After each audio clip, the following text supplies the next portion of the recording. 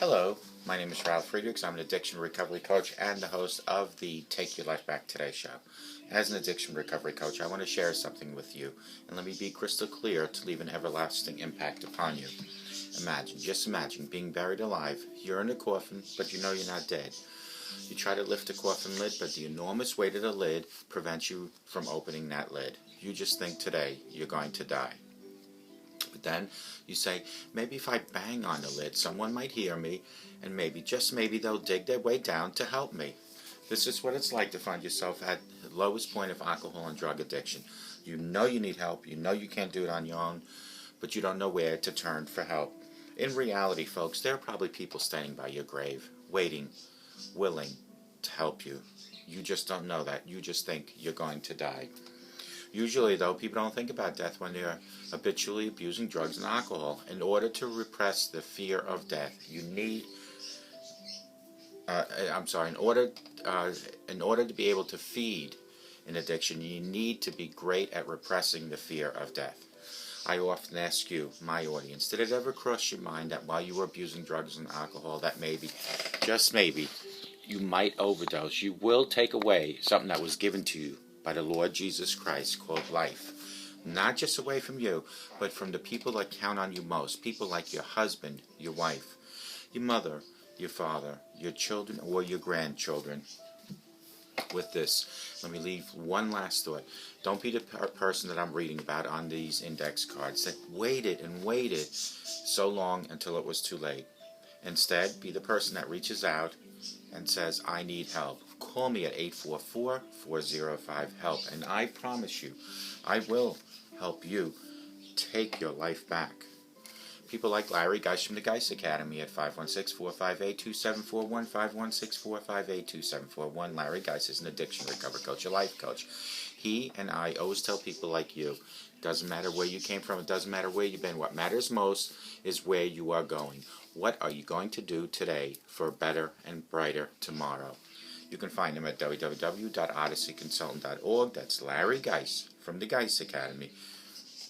516-458-2741. He will take you from your addiction to your recovery, from depression to happier times, from your low self-esteem and raise your self-esteem. Larry Geis from the Geis Academy.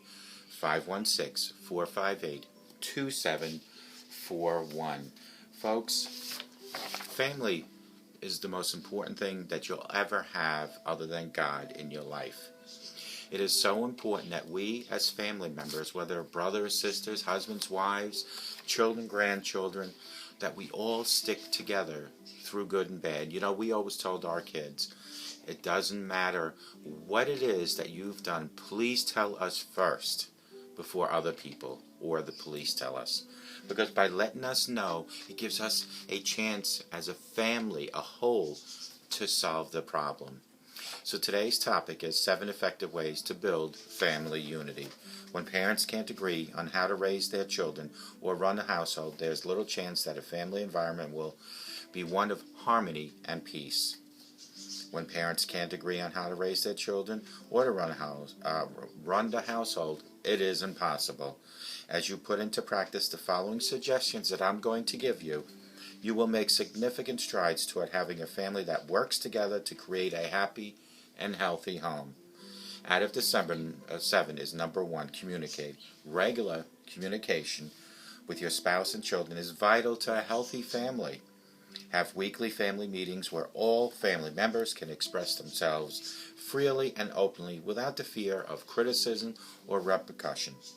Talk to your children about future plans or problems and explain to them why you do certain things they might find unfair. By allowing your children to take an active part of family business, they will be more likely to want to help with any problem that needs to be solved.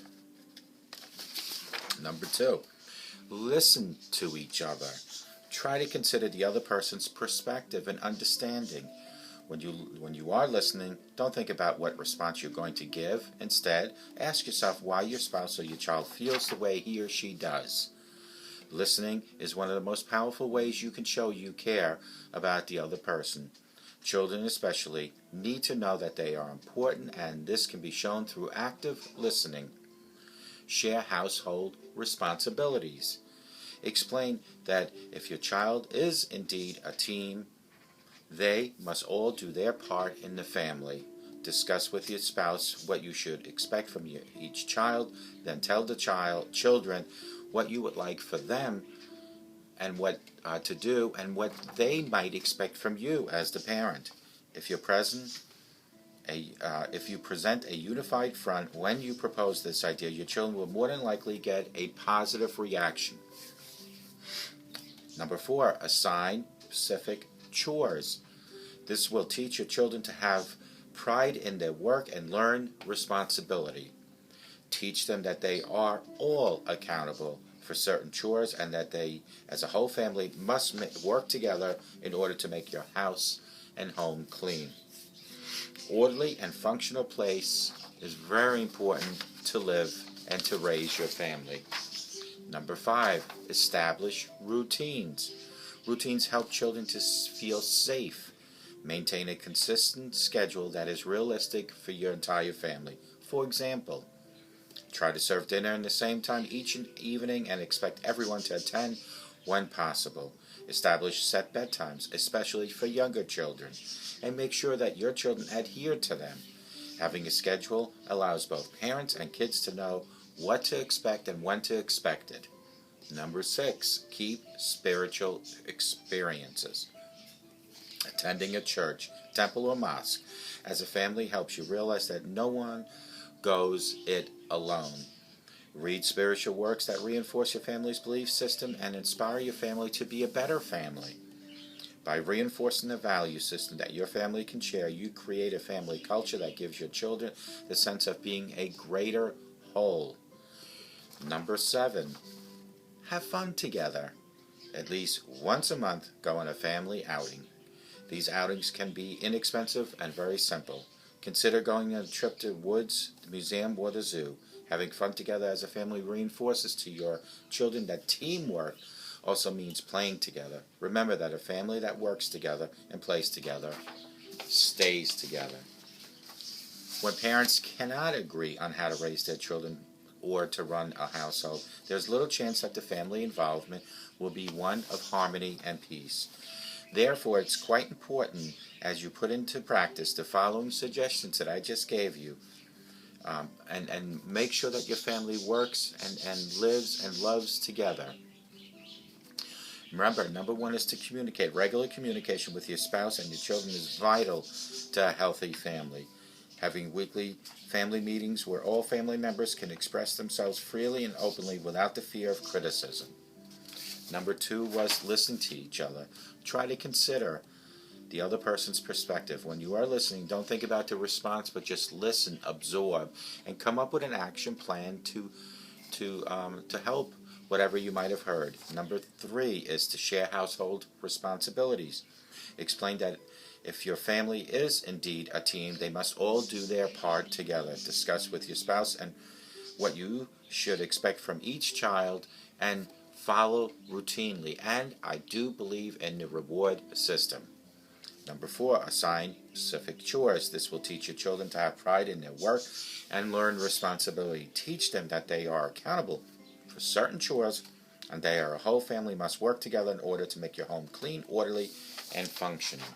Number 5 was to establish routines. Try to, as a family, have dinner at a certain time each day. Try on Sunday mornings to all get together to go to church. Try to make sure that the kids, especially the young ones, go to bed at a certain time and reinforce that time. And make sure that if they have iPads, iPhones, laptops, desktops, or TV, that they are all shut down at bedtime. Number 6, seek spiritual experiences. Attending a church, temple, or mosque. As a family, you realize that no one goes it alone. Read spiritual works that reinforce your family's belief and system and inspire the family to be better. And then number 7, last but not least, at least once a month go on a family outing. These outings can be inexpensive and simple. Consider going on a trip to the woods, a museum, or the zoo. Having fun together as a family reinforces to your children that teamwork also means playing together. Remember that a family that works together, plays together, all stay together. Folks, I've said this many times, as a family, we need to show that to our children, our grandchildren, that we as the parents or the grandparents lead by example, because in their eyes we are their heroes. So instead of smoking and drinking and using profanity or physically abuse each other, we need to substitute those things and eliminate those things totally. And what we need to do is to show love, compassion, respect, and unity within the family. And if you have an issue with drinking and smoking, that you have to do it, first of all, if it's drinking, even smoking or drugs, seek help. Go to people like myself and call me at 844-405-HELP. But in the meantime, if you're not ready to get that help, because you have to be ready to get the help, I cannot force you. When you are ready, call me at 844-405-HELP. If you're not, do it outside the home. Simply smoke outside, drink away from the home, use profanity if you have to do that outside the home, and certainly never ever physically abuse. Instead, give a listening ear to your children at dinner or at playtime. Instead, show love to your children. Instead, show compassion and teach them respect, especially respect to the elders, because this world has lost that. Today's children have no respect for the elders. When I was being taught and raised, the elders were equivalent, and I'm not saying on a baseline, equivalent to God. I mean, we as children had to show respect and teach your children all about God and how there is a heaven and how God created and loves us. Today is the first day that your family needs to unite as a whole, because remember, what's on the outside is a lot worse and stronger than any force that you might have ever experienced. So what happens here in this whole, as an inside, as a family, prepares your children for the outside. From the ages 0 to 18, every year represents a chapter in their book. It is your responsibility to make sure the first 18 chapters in their book of life are chapters that include love, respect, compassion, and unity. And it is your responsibility. After the age of 18, whatever they do with their life, they are responsible for. But knowing under the eyes of God that you have done everything to teach your children the best and prepare them for life will make you feel a lot better. Teach your children about God, because without God, life has no purpose. It is because of God life exists. Praise God, thank God, and show other people the love of God. With this, I hope you all have the best day of your life. I hope and I pray that you all unite as a family. Come together, love each other, respect each other, and show unity towards each other. And by all means, I hope you all have a sober rest of your life. And may God bless each and every one that's watching me today. Take care and have a great day.